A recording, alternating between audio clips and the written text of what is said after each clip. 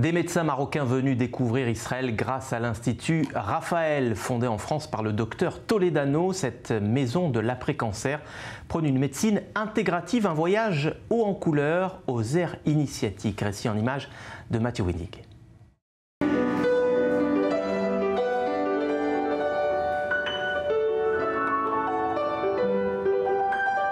On n'oublie pas la première fois. Ces médecins marocains visitent pour la première fois Israël et avant de découvrir un spectacle original au Théâtre Habima à Tel Aviv, ils étaient à Haïfa où ils ont été reçus au Ternion et au centre médical Bnei Zion.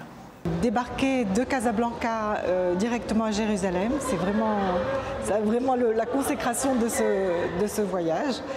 Et voilà, on est ravis de partager avec nos amis ici. On a eu l'occasion de visiter des hôpitaux, de visiter le Technion, qui pour moi a été vraiment, je débarque dans la Silicon Valley du Moyen-Orient, on va dire. Impressionné par tous les prix Nobel, tout l'investissement qui se fait dans la recherche. Et donc voilà, heureuse d'avoir visité tout ça.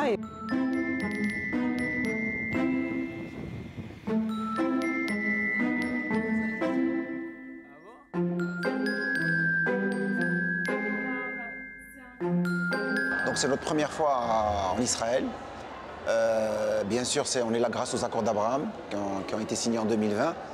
Et donc on a la chance de pouvoir découvrir le pays d'Israël. Parce qu'on est médecin, on est invité par l'Institut Raphaël, avec lequel on a beaucoup d'attaches. Aujourd'hui, on a découvert le Technion. Et là, on est parti dans une autre dimension, puisqu'on a vu qu'il y avait une puissance de la recherche en informatique, en médecine, donc les prix Nobel qu'on a découverts. Et donc ça nous a vraiment impressionnés. Et voilà. Et puis par la suite, qu'est-ce qu'on a fait encore à Haïfa? On a vu l'hôpital de Haïfa, dans le cadre de la médecine intégrative, parce qu'en fait, l'Institut Raphaël travaille sur cette médecine intégrative. Et donc on a vu les services de médecine intégrative, voilà. Au centre médical Bnei Zion à Haïfa, une autre première. Une rencontre entre professionnels de la santé, marocains, français et israéliens. Ils s'interrogent ensemble, et en français s'il vous plaît,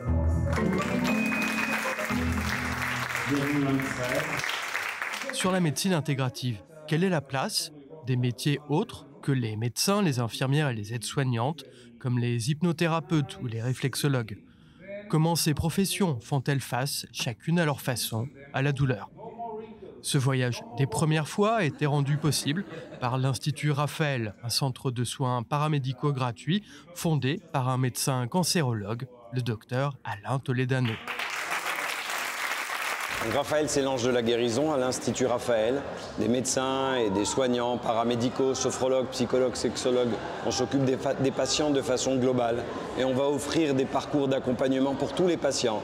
La nutrition, les émotions, l'activité physique, le bien-être. On offre gratuitement les soins, on les évalue.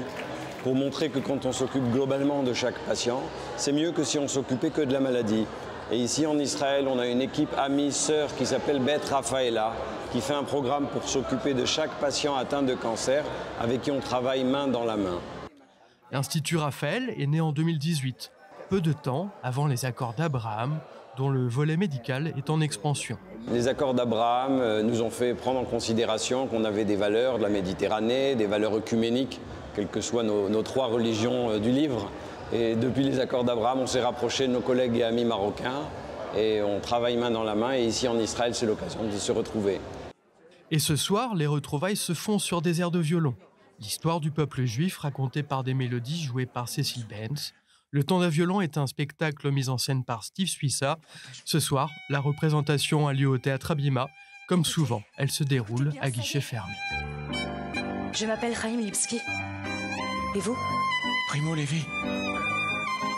Les participants du voyage ne sont pas au bout de leur surprise. Car ce soir, plus que jamais, Tel Aviv est la ville qui ne dort pas. On découvre Tel Aviv, c'est une ville qui a l'air de bouger à 100 à l'heure. Donc notre cerveau n'arrête pas de bouger. C'est la nuit blanche, que la nuit soit blanche.